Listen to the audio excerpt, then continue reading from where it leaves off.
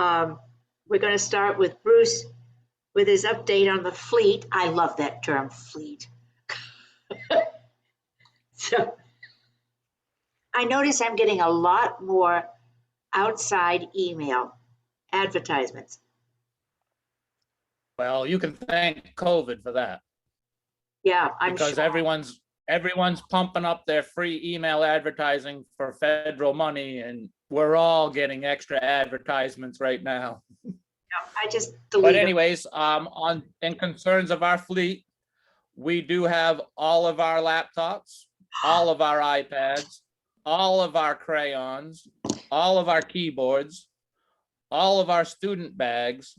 No, I take that back. All of our staff bags.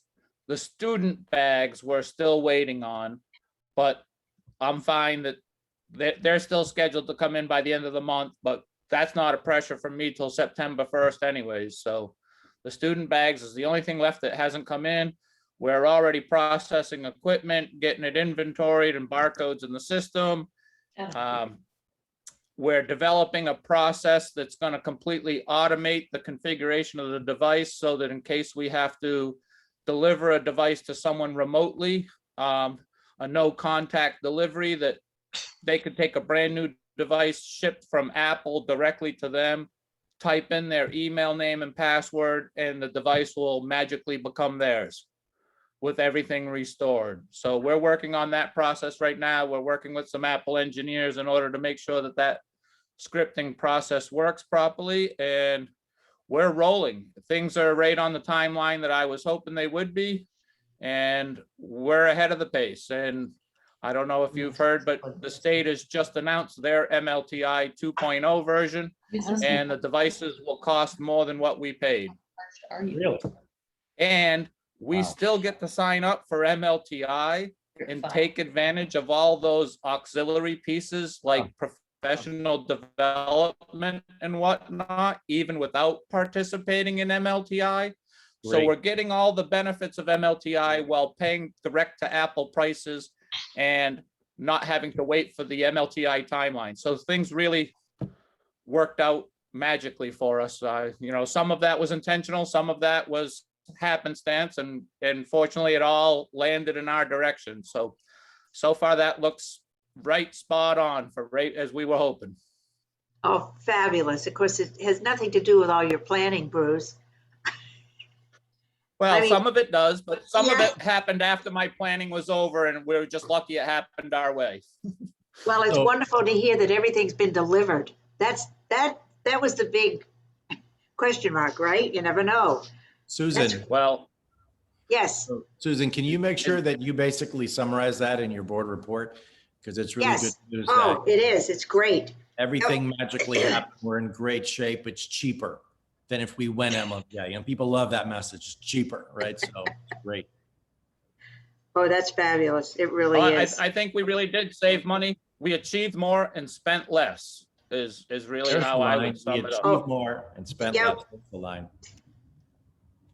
Wow, that's fabulous. It Bruce, really I is have a exciting. weird question because I thought about it like 2 years ago. I never asked you. If a student loses an iPad, can you find it? Well, so the way that process works is we can see its last IP number. Oh, Okay, And so an iPad doesn't have a connection like a cellular connection, like an iPhone does. okay. So Right. if it's not online, but You don't once have it comes back online, it will report itself right back to us again.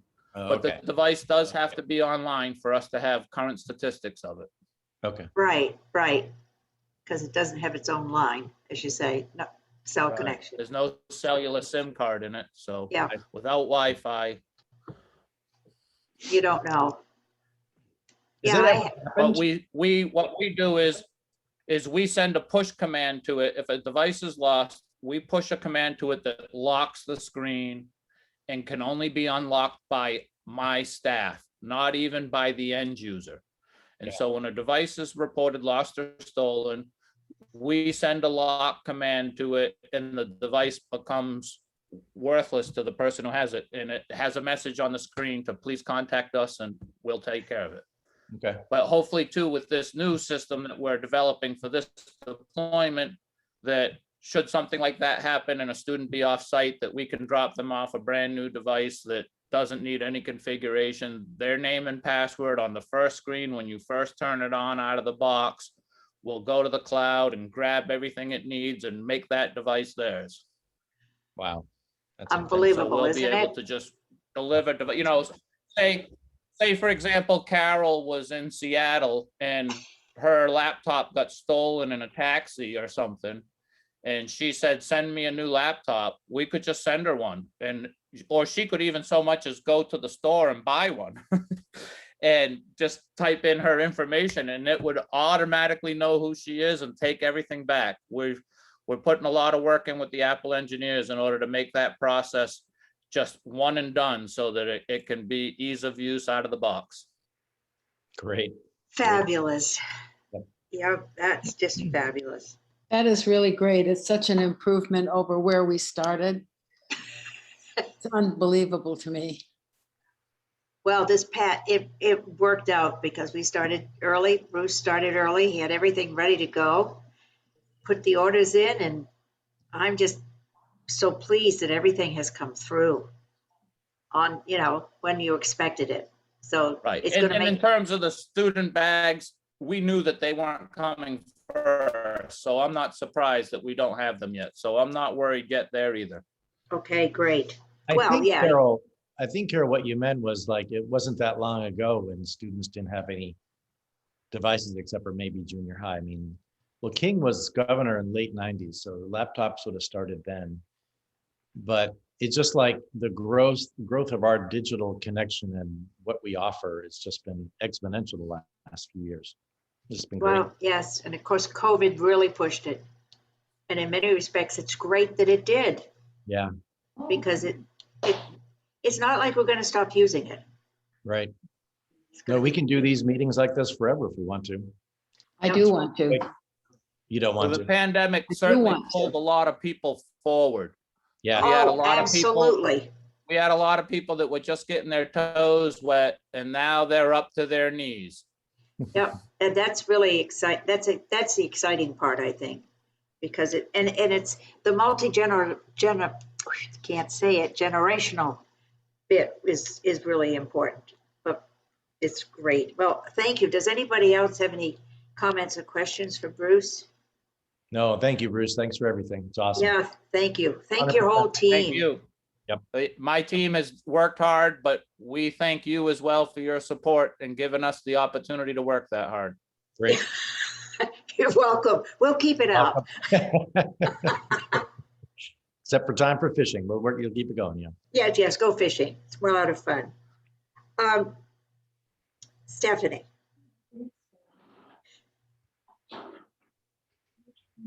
Speaking of achieving more and spending less, I can stay on that theme because we are looking to purchase Ready Classroom Mathematics. We have completed the pilot. Of course, the year has not ended yet, but we had a very successful pilot. I know I've shared with this committee the Right. review process it actually took place last year, but I think I shared that with you at the beginning of this year, the review process, the research that we used to base our decision-making around the pilot process.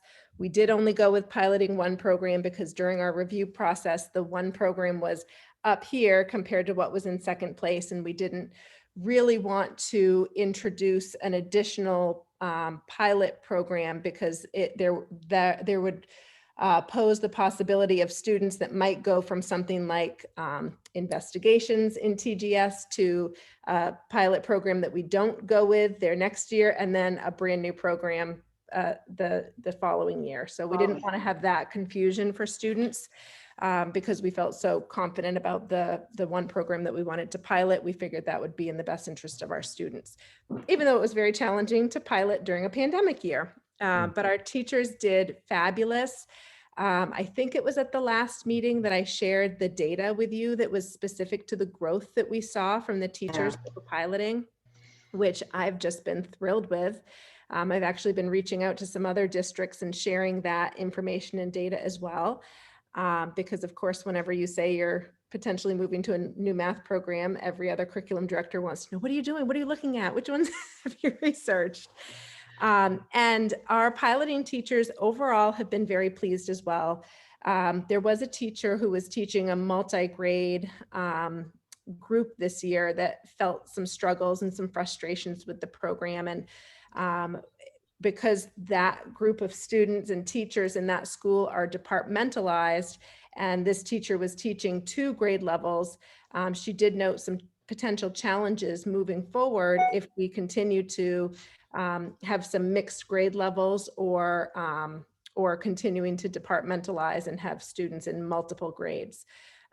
However, the next day, right after we had that meeting where she voiced her concern, the company came out with an announcement that they're now going to offer the student pathway at multiple levels. So if you're a 3rd grade student, you're not only working at the 3rd grade level in the online curriculum, you can access any level. And that's the same as it is in the teacher toolbox. Teachers throughout this whole year have had access to all of the other grade level curriculum materials, but now the students within their own learning pathway are not just confined to the grade level that they're pulled from in Power School. They can work up or they can work down if that's necessary. So she wrote to me the next day and she said, oh my gosh, I wish that we would have had the meeting the day after. She said, this totally changes my point of view. So that's exciting. And since then, I've also connected with another school district that does multi-age classrooms that's implementing Ready Classroom as well. So I think we'll have some good connections there. So overall, the piloting team and the vertical math committee are fully recommending that we move to this program and fully implement as a district next year. And all of our K-5 principals support that move as well. Great. So in terms of achieving more and spending less, I did the math on what the per pupil cost is for this. Typically, we spend $24 per student on consumables and anywhere from $10 to $40 in online supplemental licensing, whether it be MobiMax or Dreambox or other options that teachers might provide in terms of online practice. And so this is called a cube. When you make a purchase, you're purchasing the student texts and consumables. You're purchasing the individualized learning pathway for students that directly correlates with the learning that's provided in the classroom. And it also directly correlates with the third part of what they call the cube, which is the iReady diagnostic that I pulled all of that data for you from. Right. And the iReady diagnostic is what provides the teachers with the specified prerequisite reports for every single lesson so that they can group and regroup students to meet them where they are for their learning. So that combined is less than the cost of what we were paying per pupil for our consumables and all of the other online applications that we were using. So that's very exciting. Great. And again, Yes. during your report at the next meeting, basically say all that same stuff to the full board. Yeah. That's Yes, fantastic. because that's amazing. It's That's- great. Yep.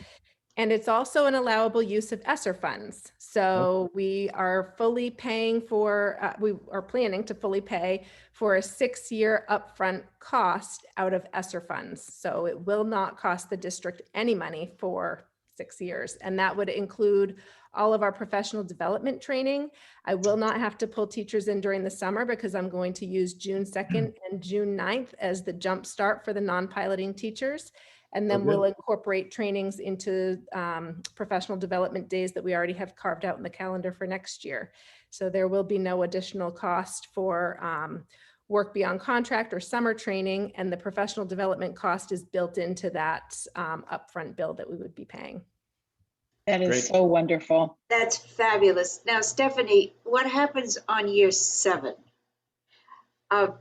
You know, what would be the cost that we're looking at in year 7? Of course, it's hard to predict because I'm sure it's going to change, but.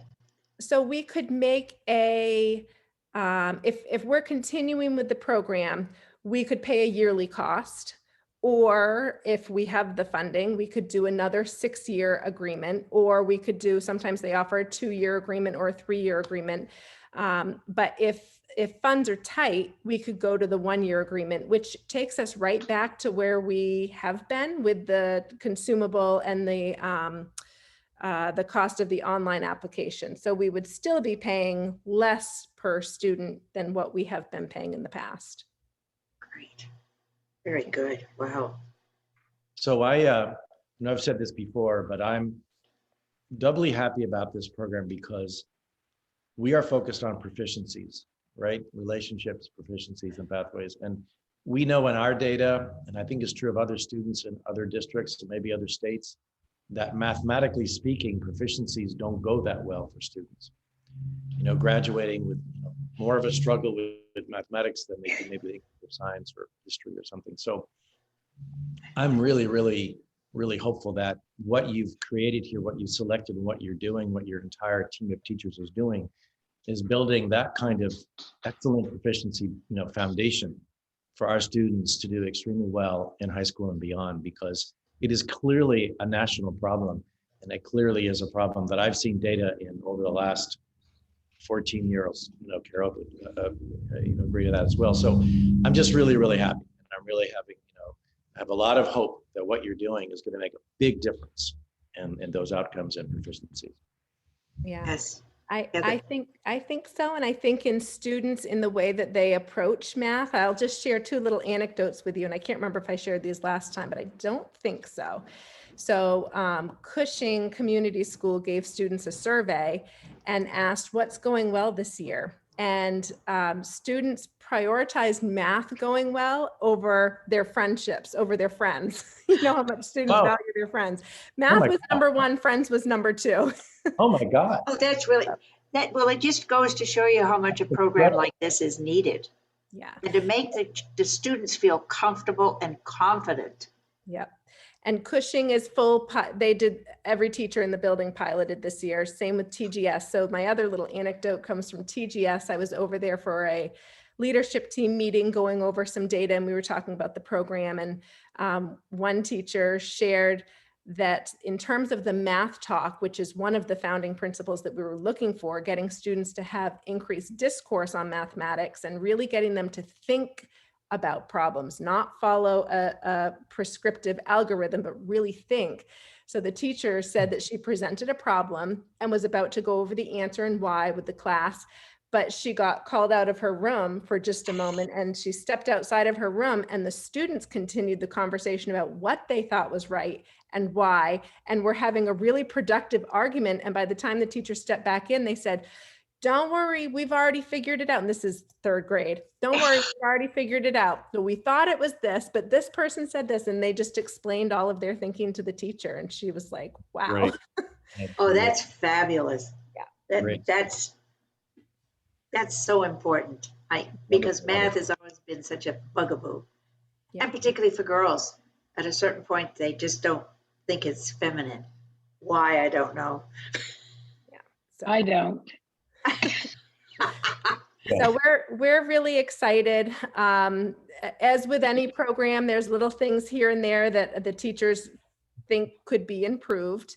Anything from in kindergarten, it would be nice if it was spiral bound so it would lay flat as opposed to having the binding. Sometimes it makes it difficult to write on. Right up to, gosh, this is not going to work well for me if we don't have an option for multi-level, which again was solved the next day. But the company seems really responsive, and they always appreciate input from teachers. They asked me that when we're piloting, if I can share any piloting feedback with them. They're always looking to improve as well. So I'm really excited to partner with this company. That's fabulous. Is this a relatively new company, Stephanie? It's not, but it is to this area. Okay. I think there are only 2 other districts in Maine that have either implemented or started piloting at the same time that we piloted. But I've heard about them before, and I've worked, when I did the NISL program last year, which is the National Institute for School Leadership, we pulled some of our math research from that group, and they talked about the data that you could find in iReady. And I'd never heard of iReady. And when we were doing our research, we looked at ed reports, which will green light certain programs as aligning well to the standards, matching up really well with the math practices. And this program was completely green lighted for what they called Ready Math, not Ready Classroom Math. Ready Classroom Math is basically that same curriculum, but it all matches in with the iReady data and the online component. That's what makes up the cube. So it's actually a new program based on a really successful curriculum. Wow, Okay. thank you. Yeah, you're welcome. Any other questions on this before we talk about summer school? I just thank you and your staff for all your hard work on this. It's just, Oh, absolutely. Yeah, sure. Yeah. So summer school, we have 12 programs. We have 12 summer school programs this year, and we're almost fully staffed, and which is shocking considering that we are Yeah. running 12 programs almost concurrently. So I'm just going to give you a really brief overview of what the programs are, which schools they're running, when they're running, and then a couple of quick highlights because it's a lot. But I'm really excited about what we're going to be able to offer. So what we typically offer is ESY, which is Special Education Extended Year Services. So that's really not changing. ESY is 1, 2, 3, 4, it's 5 of those programs. So it's a K-5 intensive support program. It's a K-5 NEC program, a K through 12 life skills program, a K through 5 academic resource room program, and a grades 6 through 8 NEC program. And all of those start July 5th and run through the end of the first week in August. So they're 5-week programs, and they vary as either 3 days a week or 4 days a week. None of them run the full 5 days per week. We also have what we've offered in the past as well, the OHS Credit Recovery Summer School, sort of the more traditional summer school, so that students who struggled and could not receive all of their credits this year or from past years, that they're able to have an opportunity to make up credits. And typically it's about 2 credits that they can make up. This program starts June 21st and runs for 3 straight weeks, and it is 5 days per week. So it's 3 weeks of 5 days per week for 15 classes in a row that students will take. There will be a morning session where they can recover a credit, and a separate afternoon session where they can recover a credit. So they don't have to come for both if they only need to recover 1 credit. And there is an added opportunity. So I guess you could say 12 and a half programs.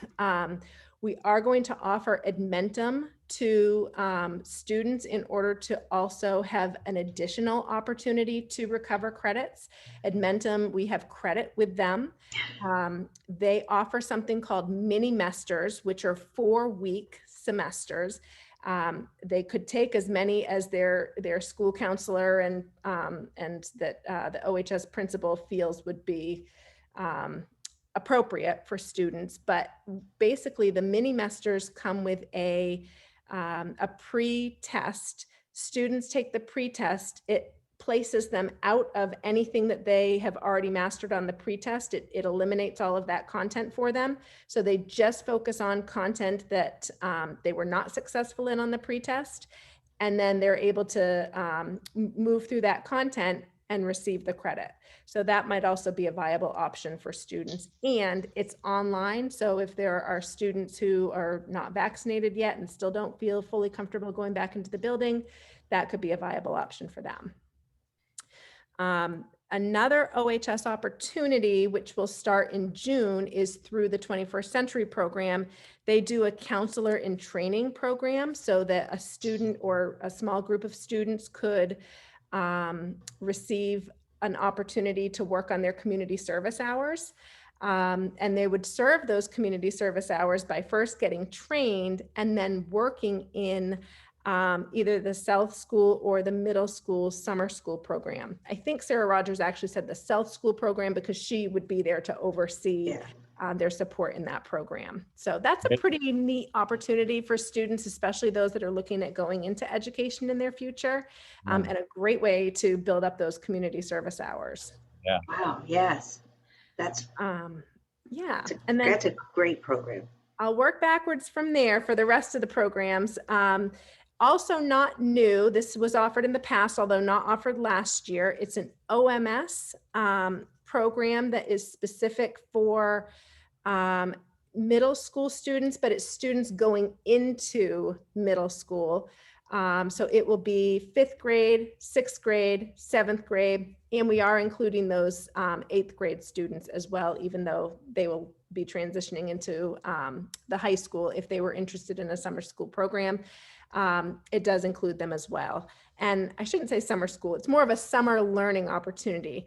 When Sarah Rogers explains the OMS program, there's about 40 students. They're really going to be focused on outdoor learning, looking at job and career pathways, trying to get exposure. She's connecting with a lot of downtown businesses in order to get some exposure to those students for what it's like to run a business and what are some of the businesses in Rockland. They're going to be stationed out of the Flanagan Center so that they'll be in walking distance to lots of opportunities in the Rockland area.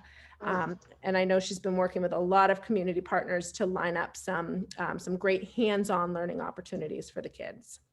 And that's what age level again?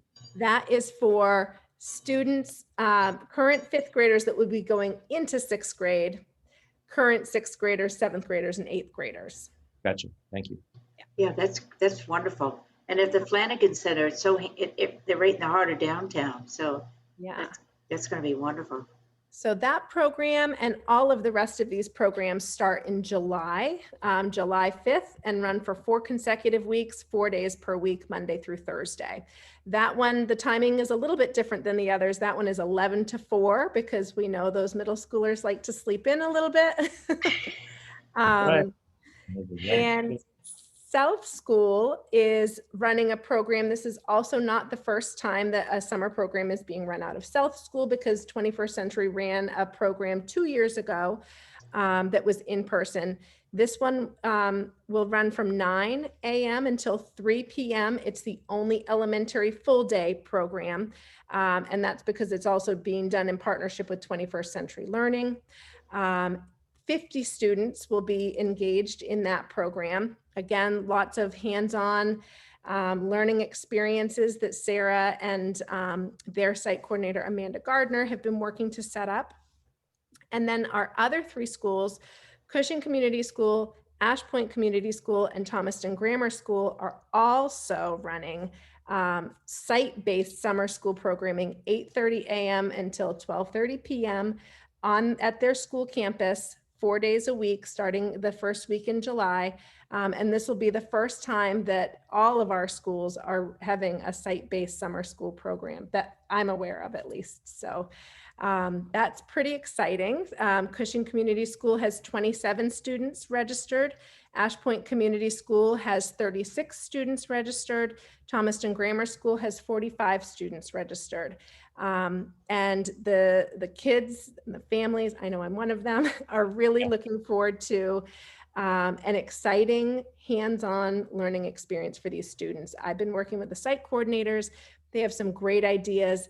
Every week has a theme attached to it, and they're working with some contracted services such as Herringut Learning Center, Transportation Museum, I believe the Strand. I'm not sure if we've made a partnership with them yet, but I know that there was some outreach with the Strand, the Farnsworth. So lots of really neat community-based hands-on learning experiences. And we will be able to allow field trips so long as there's assigned seating on the school bus and we're following all other protocols. But it's shaping up to be a really great summer for these kids. Wow, that's fabulous that they're each going to have their own. Yeah. Yeah. Because Yeah, the that's kids will feel comfortable being in a familiar place. And also if there are new students that are moving in, if anybody, if they feel that they can get into the program, what a great way to introduce them to the school and the other students. Yeah, and there's a couple that have been homeschooling this year, but are planning to re-enroll and are planning to take advantage of the summer school program, which is a great way to sort of reintegrate back into the peer situation and back into the school, get refamiliarized with everything. So I think that will be wonderful. Wow. I know I'm a So- broken record, but I'll just emphasize to you, to emphasize to everybody, relationships first, fun learning second. It's all about relationships every day, but especially our summer programming after COVID. So I'm so glad we're doing this. Oh, yeah. So glad. Oh, and I think our granddaughter's just gone back to school 4 days a week. And I mean, she loved virtual, the online stuff. She loved it because she's technical. But she said it's so exciting to get back with her friends. I bet she's been Yeah. out the whole. Yes, Oh, yes. God, yeah. And to get back in and see their friends other than through a camera. Yep, that must be something. Yeah. It really is. Yeah, she loves it. The part that I was the most nervous about was making sure that we had nurse coverage for the summer. Our nurses are completely exhausted. They've done such a Right. phenomenal job this year. But we do have a nurse that is willing to be our on-call consulting nurse, and we have a nurse support who's EMT trained and has had all the medication training. Our on-call nurse is going to be working with all of our site coordinators to make sure that they have any essential training needed. So I think we will be covered. And especially in relation with COVID, I think that we're going to still be able to follow and cover all of our protocols. I know we will be able to still follow and cover all of our protocols. So that has been a relief for me. Right. And I'm sure that the only challenge that'll be new and unique is heat, right? That is There true. could be days when it's so hot. So that's the only, because we never have to deal with heat otherwise in our area. I'm waiting. I think Carol offered to bring some pools, just to bring some pools and set them up. I think she offered to bring some 12-footers, so would come in handy. Oh, my A goodness. Yeah. massive COVID purchase of kiddie feet pools, so everyone can stand at their distance in their little pools. That's good COVID money. Yeah, We can certainly justify it, we can justify the pools, kiddie pools. but we're getting good at justifying just about anything we feel is important to do. And that's one thing that I've been impressed by with every department head, every administrator. Everyone's thinking outside the box like not in any other time we've experienced. And it's amazing. I think it's really changed us for the better in a lot of ways. Oh, I know I do never too. want to go back to in-person meetings. I like this. I like not having to drive. I like not having to wear fancy bottoms of clothing. Careful what you good say, point on Carol. that. But I love I the know. fact that you can be in saddle and participate. This is the way it always should be, and it's just a wonderful Yes. thing, the participation. Yeah, I just have to, take notice of the time Time change change. and make sure I'm not impinging on my family's activities. And Right. other than that, it's awesome. Right. It's amazing where you can hook up.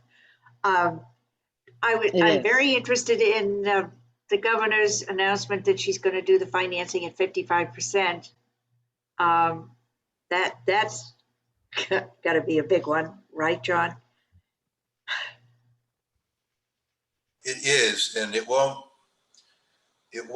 impact us as much this coming budget year as it will in the 22-23 budget year, but it's definitely going to have a very positive influence on our budgets. I can tell you that. Oh, I know.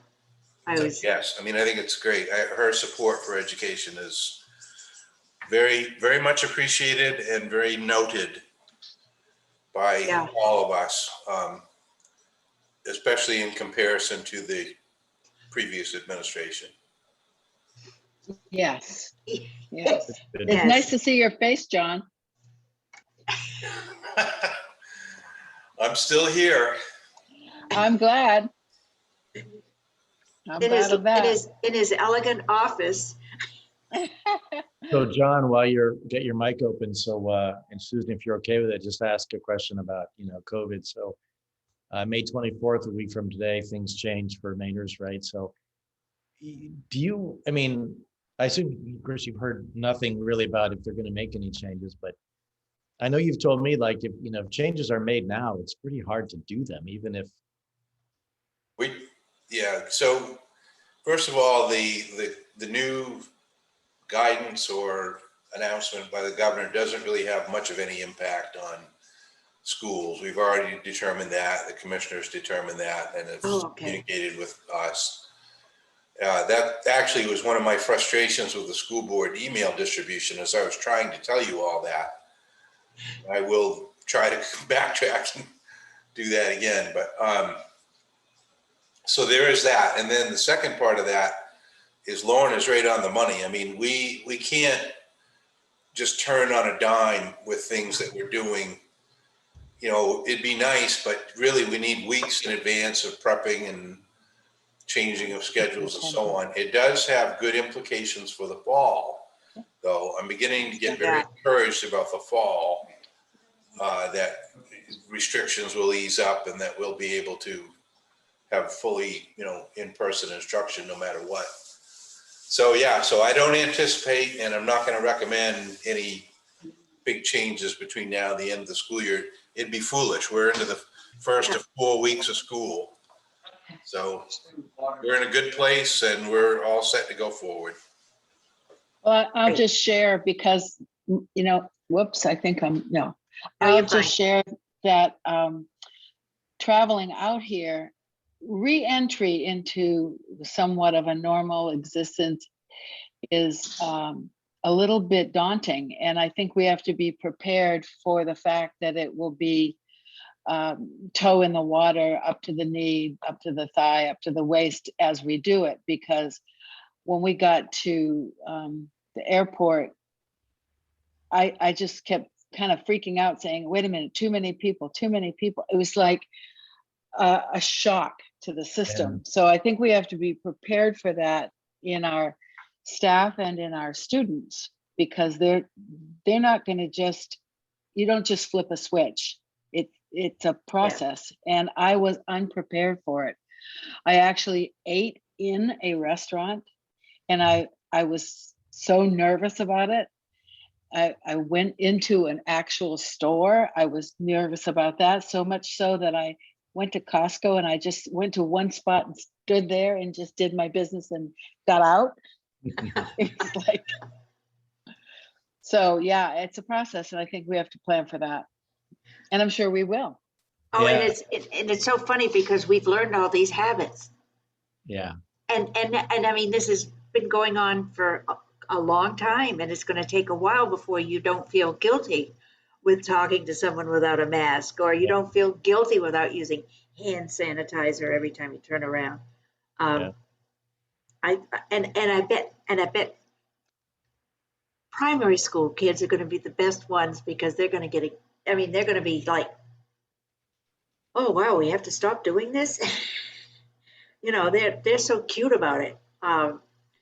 Wearing their masks. I mean, we see kids in our neighborhood, and it's now that we can wear masks if we're all fully vaccinated, and we can talk to them, and they're so funny because they're wearing their masks and they just want to be careful.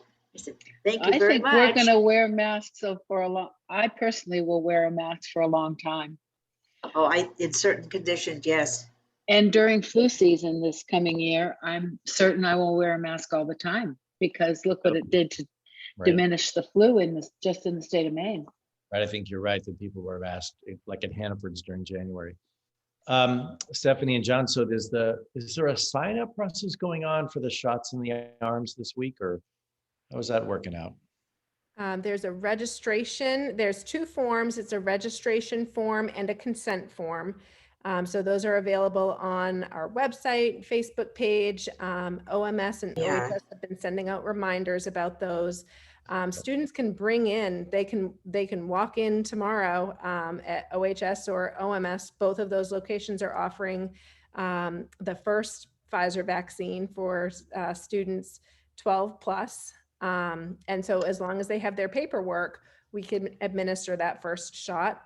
We're also offering it on Friday because tomorrow is one cohort and then Friday is a separate cohort. So students are able, even if they're in the Tuesday cohort and they are unable to come in, but Friday works better for them, the principals are working on a way so that the students can just make an entry into the where the clinic is set up, get their vaccination, and then leave the school. So if one of those days works better than the other. And then the second vaccine will be administered 3 weeks from this week. So we can get both vaccinations in prior to the close of school. That's That great. is so wonderful. I'm It so is. happy to hear that. Yes, let's make a big difference with the summer programs. Oh, yeah, I hadn't thought of that, but yeah. Yeah, make a big difference with the summer programs. Yeah, so I think some group is meeting in June about the Pfizer vaccine for kids 2 to 12. But, you know, we don't know when they're gonna have evidence, when they do have enough evidence to open up that vaccination program. So does it affect the fall or not? And even if not, I don't know what you guys are thinking, but if, you know, if the guidelines are little kids who don't have vaccines yet still wear masks, I mean, I like you're just saying, Susan, they're really used to it. It's not like they it would are be really like, used to it. like, yeah, sure, okay, until I get vaccinated. But down the road. My daughter ate lunch with us yesterday. My family was sitting at a picnic table at our campsite. We had lunch and my daughters wear their mask around their wrist in case we, you know, go in any place or, you know, do anything. They always have it around their wrist. She finished eating lunch and she popped her mask on. And I was looking at her. We're outside. It's just our family. That's great. And I looked at her and then finally I said, Jody, are you going to leave your mask on? You don't have to wear it right now. And she goes, oh, didn't even know I put it on. She's just you finish eating. It's actually quite heartening. Right. Well, it's really interesting because everybody was saying, oh, no, the little kids are not going to wear masks. They won't keep them on. They won't do this. They won't do that. They're probably the best group of all. Yeah, I think Well, so too. I've said it a few times, but John had sent me that email like late last July, early August of these third graders and not wearing their masks. And it was a cartoon, I mean. It was a cartoon of it. It's like, we're both like, yeah, no way. But it's been incredible. Absolutely incredible. Well, And there's so much good new evidence coming out about antibodies. And, you know, I've read a couple of studies where pregnant women who have gotten vaccinated, their babies are born and tested, and they have immunities from their placenta, and then breastfeeding moms passing along immunities through the breast milk. Yes, there's several studies out right now. Wow. So I think we're edging onto something, not maybe herd immunity, but more evidence to allow parents to make the decisions to get themselves vaccinated, even if the mom is pregnant. So right. I'm excited about that. I follow the science. I like to know what the science is telling me and be able to question it myself. And I'm getting happier and happier with what I'm seeing. Well, we've gone off topic, but it's all very important. No, not really. It's all very important for the end of the year and the summer programs in the beginning. Stephanie, do you have anything else you would like to, all this wonderful schedule and everything, anything else you'd like to touch upon? I don't think so. I think that's it for today. Great. Well, I thank you. There's Bruce. Well, I would like to say that I miss all of you. However. No, you don't. I can tell that's not sincere, Carol. In that sentence. Yeah, I'm not a very good liar. So if I said it. You suck at lying. Don't even try.